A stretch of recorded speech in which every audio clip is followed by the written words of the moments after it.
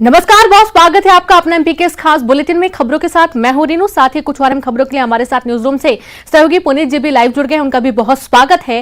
तो सबसे पहले एक बड़ी खबर का हम जिक्र करेंगे, बात करेंगे दिल्ली से बड़ी खबर की, जहां 15वें महामहिम के लिए मतगणना जारी है। एनडीए उम्मीदवार द्रौपदी मुर्मू को बढ़त मिलती हुई नजर आ रही है, तो वहीं द्रौपदी मुर्मू को 540 वोट मिले, यशवंत सिन्हा को 208 वोट अभी मिले हैं।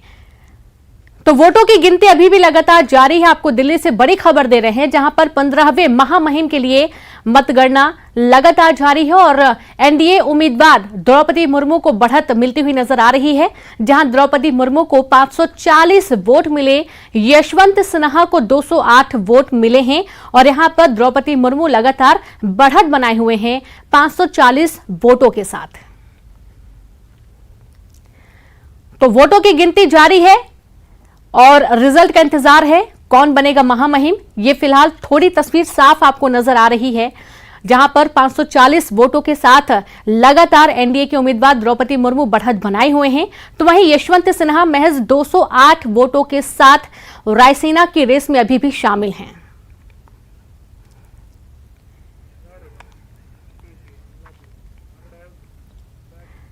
बात करेंगे आगर मालवा से बड़ी खबर की, जहां बजरंग दल के नेता पर हमले का मामला है। पुलिस ने मुनादी कराई, आरोपियों की दुकान और अतिक्रमण हटाने की तैयारी। मुनादी के बाद खुद अतिक्रमण हटाने में जुटे लोग, पुलिस खंगाल रही आरोपियों का रिकॉर्ड। बड़ी खबर आपको दे रहे हैं आगर मालवा से, जहां पर बजरंग दल के नेता पर हमले का मामला है। पुलिस ने मुनादी कराई है, आरोपियों की दुकान और अतिक्रमण हटाने की तैयारी अब पुलिस कर रही है। मुनादी के बाद खुद अतिक्रमण हटाने में लोग जुटे, पुलिस आरोपियों का रिकॉर्ड भी खंगाल रही है, जहां पर आप देखेंगे कि एक बड़ा मसला है और इस मसले को लेकर यहां पर बजरंग दल के एक युवक के साथ मारपीट हुई है। मारपीट के बाद, हमले के बाद ये पूरा मामला काफी गरमाया भी है। नेता पर हमले के मामले में पुलिस ने मुनादी कराई है, जो भी दुकान और अतिक्रमण है उसको हटाने की तैयारी की कर ले, और अब मुनादी के बाद खुद अतिक्रमण हटाने में जुटे हैं लोग। पुलिस मामले में आरोपियों के पुराने रिकॉर्ड भी खंगाल रही है। तो ये कुछ वीडियो भी सामने आया है, जो कि आप देख पाएंगे अपनी टीवी स्क्रीन पर, और जो आरोपियों के दुकान है, जो अतिक्रमण इन्होंने किया है, उस पर भी अब बुलडोजर चलेगा मामा का, अतिक्रमण को हटाया जाएगा। बजरंग दल के नेता पर हमला हुआ और इस हमले के चलते ये पूरा मामला काफी गरमाया हुआ है।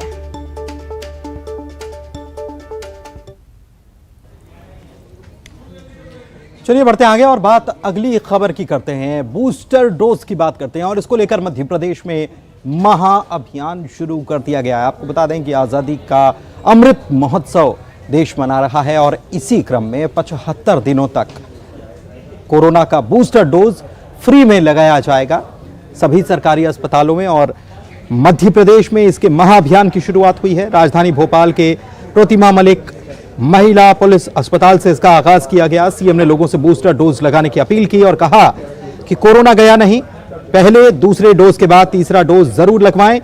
कोरोना वायरस से बचाव के लिए कोविड वैक्सीन को उन्होंने असरदार भी बताया है। कोविड से बचाव का सबसे प्रभावी अस्त्र हमारे पास कोई है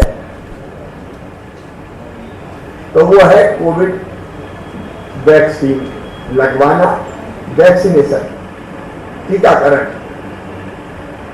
इसलिए आजादी के अमृत महोत्सव के अवसर पर प्रधानमंत्री जी ने, भारत सरकार ने फैसला किया कि प्रिकॉशन डोज लगातार 75 दिनों तक पूरे देश में लगाने का अभियान प्रारंभ किया जाएगा। चलिए बढ़ते आगे। चंद्रशेखर आजाद की जयंती 116वीं जयंती के मौके पर 23-24 जून को भाभरा में यूथ महापंचायत का आयोजन होने जा रहा है और इसको लेकर बाइक रैली निकाली गई है, जिसको हरी झंडी दिखाकर मुख्यमंत्री शिवराज सिंह चौहान ने रवाना किया है। 22 जुलाई को अलीराजपुर स्थित शहीद आजाद की भूमि जन्मभूमि से कलश में पावन मिट्टी और निर्मल जल को भोपाल स्थित शौर्य स्मारक लाया जाएगा। अमर शहीद चंद्रशेखर आजाद की 116वीं जयंती 23 जुलाई को कलश समारोह स्थापना समारोह होगा। यूथ महापंचायत के तहत रैली का आयोजन किया जा रहा है। चंद्रशेखर आजाद की 116वीं जयंती आने वाली है। हावड़ा में उन्होंने जन्म लिया था। हाँ, दे दो। और देश की आजादी के लिए सर्वस्व न्यौछावर कर दिया था। ये आजादी का अमृत काल है और प्रधानमंत्री जी के मार्गदर्शन में हम आजादी का अमृत महोत्सव मना रहे हैं। इस अमृत महोत्सव के अंतर्गत ही सामाजिक, आर्थिक, राजनीतिक क्षेत्रों में बदलाव के लिए और कौन से कदम उठाए जाने चाहिए, आत्मनिर्भर भारत के लिए, आत्मनिर्भर मध्य प्रदेश के निर्माण के लिए यूथ अपने आप को कैसे समर्पित कर सकता है और कौन कौन से काम किए जा चुके हैं, इस विचार को लेके एक बाइक रैली। और अब बात करेंगे भोपाल से बड़ी खबर की। मिशन 2023 से पहले बीजेपी में नई नियुक्ति। जी हां, एमपी छत्तीसगढ़ में संघ के पैटर्न पर नियुक्ति की जाएगी। अजय जामवाल क्षेत्रीय संगठन मंत्री नियुक्त किए गए। मध्य क्षेत्र के लिए नियुक्ति किए गए अजय जामवाल का केंद्र रायपुर रहेगा और बीजेपी राष्ट्रीय सह संगठन महामंत्री शिव प्रकाश का केंद्र अब मुंबई होगा। राष्ट्रीय अध्यक्ष जेपी नड्डा के निर्देश पर यह बदलाव किया गया है। तो भोपाल से आपको ये बड़ी खबर दे रहे हैं, जहां मिशन 2023 से पहले बीजेपी में नई नियुक्ति की गई। एमपी छत्तीसगढ़ में संघ के पैटर्न पर नियुक्ति हुई, तो वहीं अजय जामवाल क्षेत्रीय संगठन मंत्री नियुक्त किए गए हैं। मध्य क्षेत्र के लिए नियुक्त किए गए अजय जामवाल का केंद्र रायपुर रहेगा और बीजेपी के राष्ट्रीय सह संगठन महामंत्री शिव प्रकाश का केंद्र अब मुंबई होगा। राष्ट्रीय अध्यक्ष जेपी नड्डा के निर्देश पर बदलाव हुआ है।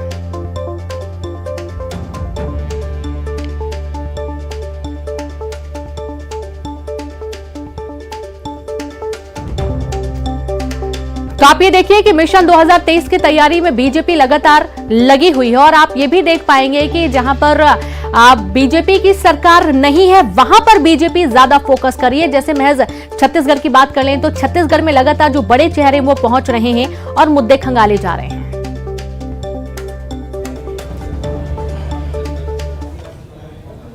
ईडी के सामने सोनिया गांधी की पेशी के मामले को लेकर कांग्रेस नाराज हो चली है और इसको लेकर प्रदर्शन भी किया जा रहा है। अलग अलग जगहों पर प्रदर्शन की तस्वीरें सामने आई। इंदौर से भी तस्वीरें आई, जहां पर इंदौर में दिग्विजय सिंह, पूर्व मंत्री विधायक जयवर्धन सिंह इस विरोध प्रदर्शन में शामिल हुए।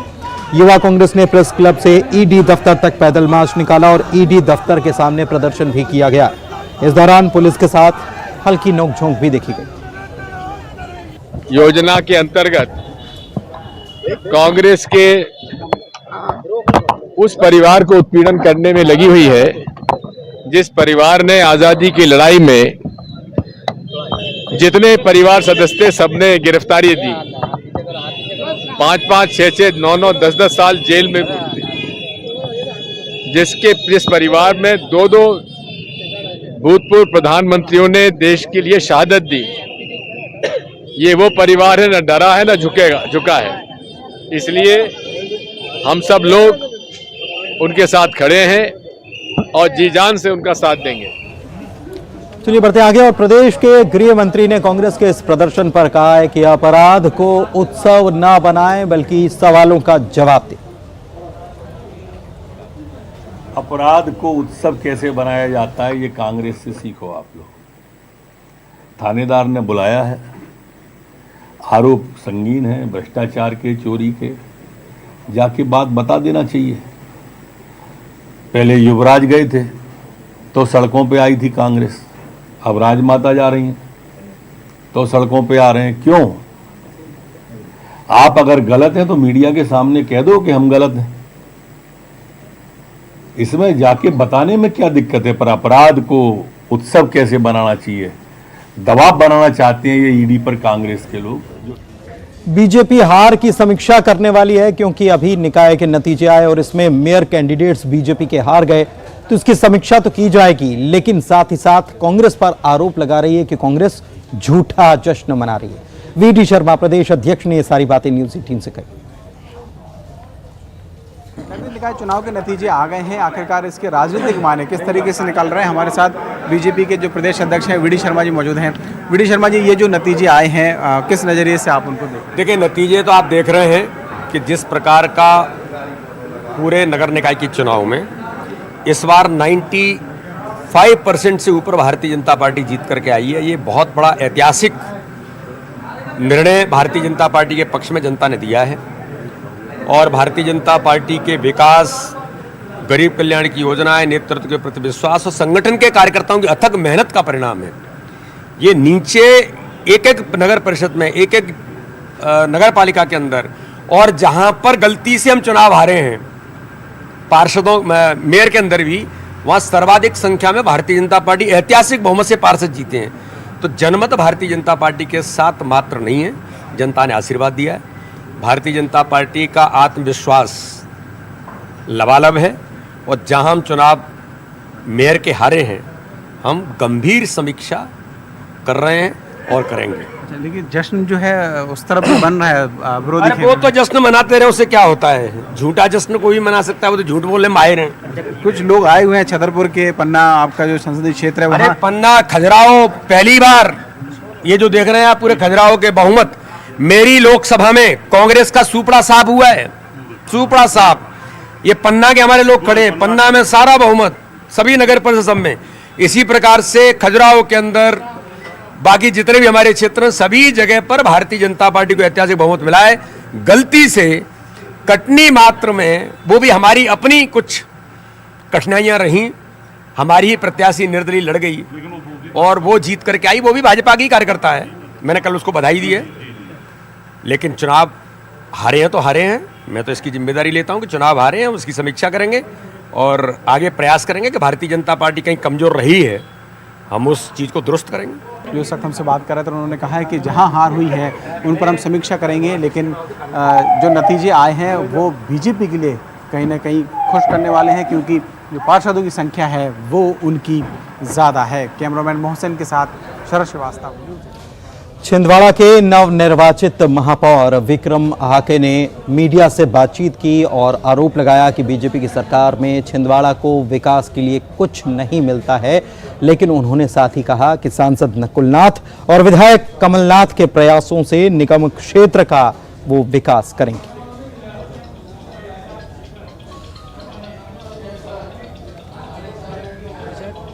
टोटा हमेशा इसलिए रहा है कि भारतीय जनता पार्टी ने छिंदवाड़ा के साथ हमेशा सौतेला व्यवहार किया है। माननीय कमलनाथ जी, नकुलनाथ जी हमारे पास सक्षम नेता हैं, उनके प्रयासों से छिंदवाड़ा के विकास को आगे बढ़ाया जाएगा।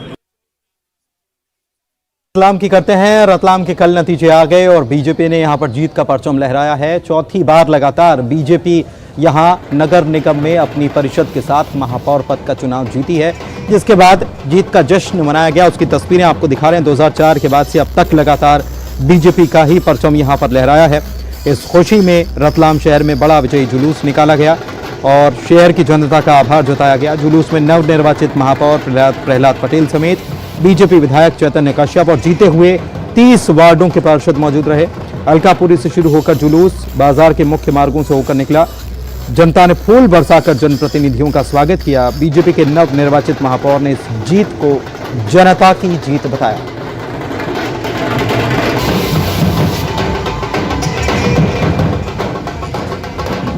ये जीत विकास की है और ये जीत का क्रेडिट मैं कार्यकर्ताओं को और रतलाम की जनता की जितने भी मतदाता हैं भारतीय जनता पार्टी के, उन सबको, माननीय चैतन्य जी कश्यप साहब को, माननीय नरेंद्र जी मोदी साहब को, माननीय शिवराज जी साहब को, माननीय वीडी भाई साहब, हमारा पूरा संगठन और भारतीय जनता पार्टी के वो कार्यकर्ता जो सड़क पर खड़े रह के काम करते हैं, जो मंच पर नहीं रहते हुए नीचे काम करते हैं, ये उनकी जीत है।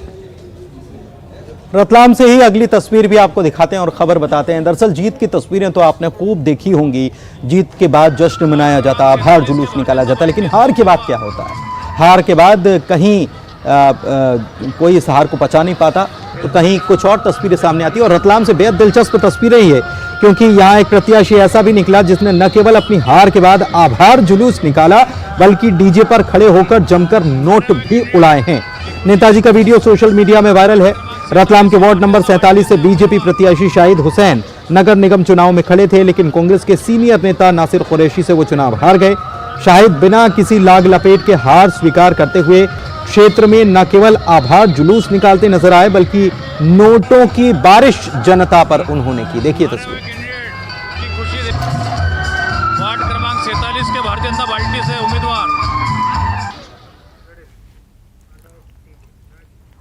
बात करेंगे इंदौर से बड़ी खबर की, जहां पर खजुराना गणेश मंदिर की दान पेटियां खुली। दान पेटियों में निकले सोने चांदी के आभूषण। जी हां, पेटियों में भक्तों की अर्जियां भी निकली हैं। कैमरे की निगरानी में 32 कर्मचारी गिन रहे हैं राशि। गणेश जी का मुकुट और विदेशी मुद्रा भी इस दान पेटी से मिली है। बड़ी खबर इंदौर से। और जैसा कि आपको मालूम है कि समय पर खजुराना गणेश मंदिर की जो दान पेटियां हैं वो खुलती हैं। निगरानी के अंतर्गत ये पेटियां खुलती हैं। मंदिर की दान पेटियां जब खुली, दान पेटियों में सोने चांदी के आभूषण निकले हैं। पेटियों में भक्तों की अर्जियां भी निकली हैं, जिसमें उन्होंने अपनी भगवान गणेश को अर्जियां लगा रखी हैं। कैमरे की निगरानी में 32 कर्मचारी राशि गिन रहे हैं। गणेश जी का मुकुट और विदेशी मुद्रा भी दान पेटियों से निकली है। तो ये देखिए, तस्वीरें भी सामने आ चुकी हैं और आप इसमें देख पाएंगे कि कैमरे की निगरानी में सभी लोग बैठे हुए हैं और यहाँ पर नोटों की गिनती की जा रही है। आभूषण भी दान पेटी से मिले हैं। विश्व प्रसिद्ध तीर्थ स्थल श्री गणेश मंदिर खजराना की दान पेटियां खोली जा रही है। ये दान पेटियां कल से खोली गई है और इसमें लगभग 30 से 40 कर्मचारी, नगर निगम के अधिकारी कर्मचारी और मंदिर प्रबंध समिति के लोग लगे हुए हैं और लगभग 3 से 4 दिन इन दान पेटियों को खोलने में और गिनने में लगेगा। अभी कल 19 पेटी खुली थी और उनके नोट के बंडल बनाए गए थे। आज उनकी गिनती होगी, बैंक में जमा करेंगे और आज बाकी पेटियां भी खोलेंगे और ये लगभग 3-4 दिन लगेंगे इन गिनतियों को गिनने में। और ज्यादा जानकारी के साथ संवाददाता अरुण त्रिवेदी जुड़ गया। अरुण, जैसे कि 32 कर्मचारी दान पेटियों की जो नोटों की गिनती है वो कर रहे हैं, कोई जानकारी मिल पाई है अभी तक? तकरीबन कितनी राशि इकट्ठा हुई है?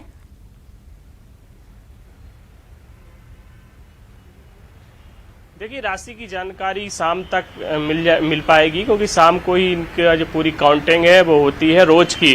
और हम आपको बताते हैं कि जो विश्व प्रसिद्ध खजराना गणेश मंदिर है, इसकी हर 3 महीने बाद ये दान पेटियां खोली जाती हैं। हालांकि कोरोना काल के चलते दान पेटियां में जो राशि है वो कम आ रही थी, चढ़ोतरी कम आ रही थी, लेकिन अब चढ़ोतरी बढ़ गई है। पिछली तिमाही में 1 करोड़ 2 लाख रुपए इन दान पेटियों से निकले थे। इसके साथ ही इन दान पेटियों में विदेशी मुद्राएं भी निकलती है, डॉलर है, पौंड है। इसके अलावा जो विदेशी मुद्राएं हैं वो भी इसमें से निकलती हैं। अब की बार भगवान के जो गहने हैं वो भी निकले हैं, मुकुट निकला है। इसके साथ ही जो भगवान को चढ़ाने वाले जो चांदी के श्रीयंत्र हैं वो भी यहाँ पर इन दान पेटियों में निकले हैं। और सबसे बड़ी बात है, जो नोट गिनने की मशीनें हैं उनसे ये गिनती की जा रही है। नोटों की गड्डियां बनाई जा रही हैं और पूरी जो गिनती है उसको करने में 3 से 4 दिन अभी इसमें लगेंगे।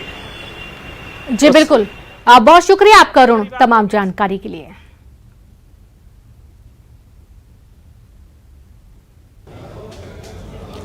और अगली खबर जो आपको बताने जा रहे हैं वो भी इंदौर के खजुराना गणेश मंदिर से ही जुड़ी हुई है। दरअसल कोरोना काल आया और उस वक्त मंदिरों में प्रवेश प्रतिबंधित कर दिया गया। सीमित समय के लिए सीमित संख्या में प्रवेश था और वो नियम जो है बाकी मंदिरों से तो हटा दिया गया, लेकिन खजुराना गणेश मंदिर में ये नियम आज भी लागू है। यहाँ महाकाल मंदिर समेत सभी मंदिरों के गर्भगृह में प्रवेश जहाँ शुरू हो चुका है, वहीं खजुराना गणेश मंदिर के गर्भगृह में आज भी प्रवेश बंद है। मंदिर के सामने बने बरामदे से दर्शन के लिए भी 500 रुपए का शुल्क लिया जा रहा है। इसको लेकर भक्तों में खासा आक्रोश है। सियासी दलों को भी बड़ा मुद्दा मिल गया है। पहले भी कांग्रेस इस मुद्दे पर अपनी आपत्ति दर्ज करा चुकी है। एक बार फिर से कांग्रेस इस मुद्दे को उठा रही है। आर्थिक रूप से सक्षम नहीं, उसे पूजन का अधिकार नहीं है, दर्शन का अधिकार नहीं है, तो कांग्रेस की लगातार मांग उठाती जा रही है। लेकिन भारतीय जनता पार्टी जो धर्म की ठेकेदार पार्टी, जिसके यहाँ पर बड़े बड़े मंत्री हैं, नेता हैं, सांसद, अब तो महापौर भी आ चुका है, लेकिन किसी ने भी इस मुद्दे को नहीं उठाया, न कभी गर्भगृह खोलने की आवाज उठाई है। जी को श्रद्धापूर्वक 500 रुपए की भेंट अर्पण करें। और गर्भगृह का जो मामला है, मुझे अभी आप लोगों के माध्यम से ज्ञात हुआ है, इसके बारे में ज्यादा जानकारी नहीं, मैं पता करूंगा। संभवतः व्यवस्था की दृष्टि से ऐसा करा गया होगा। आम दर्शनार्थी है जिसकी जेब खाली है, जो 10-20 रुपये लेकर के ही जो है अपने घर से चलता है, 10 रुपये का प्रसाद लेना भगवान को, उसके मन में जो है एक टीस पैदा होती है, दर्द होता है उसको कि देखो जिसके पास पैसा है वो भगवान के निकट जाके दर्शन कर रहा है, और हम जैसे लोग जो हम गरीब तबके के हैं तो लोगों के मन में जो है थोड़ा कष्ट होता है, दुख होता है। वैसे आपको बता दें कि बीजेपी के प्रवक्ता जहां कह रहे हैं कि उनको अभी अभी ये मामला संज्ञान में आया मीडिया के माध्यम से, इसके पहले मंत्री कमल पटेल पहुंचे थे, उनसे भी न्यूज़ 18 ने इस मामले में बात की थी। उन्होंने कहा था कि मैं दिखवाता हूं, मैं इस मामले को कलेक्टर से इस मामले पर चर्चा करूंगा, लेकिन उसके बावजूद निराकरण नहीं हुआ। उज्जैन से खबर हम आपको बता रहे हैं, उज्जैन में सटोरियों के खिलाफ कार्रवाई की गई है और उनके ठिकानों पर बुलडोजर चलाया गया है। उज्जैन की तस्वीरें आप देख रहे हैं जहां पर सटोरियों के खिलाफ एक्शन पुलिस ने लिया है। अवैध हिस्सों को गिराया गया मकान और होटल के कार्रवाई के दौरान भारी पुलिस बल मौजूद रहा। 9 जुलाई को 7 सटोरिये पकड़े गए थे जिन पर यह कार्रवाई की गई है।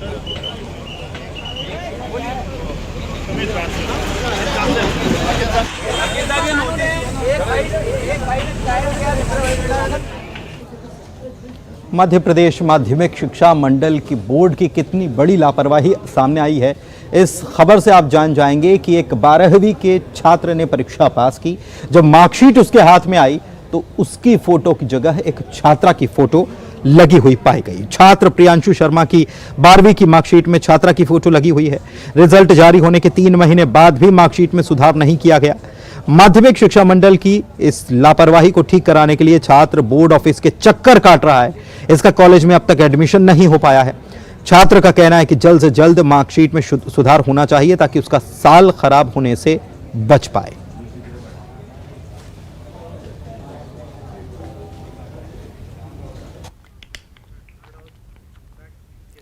मंदसौर से खबर, मंदसौर से मानवीय संवेदनाओं को झकझोर देने वाली खबर आई है, जहां एक महिला को विक्षिप्त बताकर उसे 4 साल तक प्रताड़ना दी गई। महिला को ससुराल वालों ने 10 बाय 10 के कमरे में बंद कर दिया।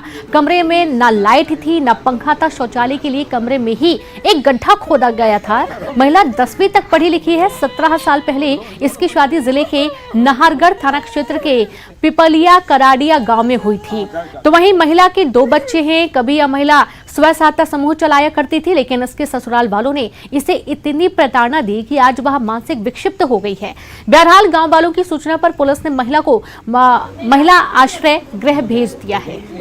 कि इस महिला को बंद कर रखा, काफ़ी टाइम से बंद कर रखा। कोई बोलता 3 साल से 4 साल से। महिला अच्छी खासी थी, मेंटल नहीं थी, फिर भी इसे बंद क्यों किया। फिर हमने जाके फॉलोअप लिया, गांव वालों से मिले तो बताया कि हाँ सही बात है, बंद किया हुआ है।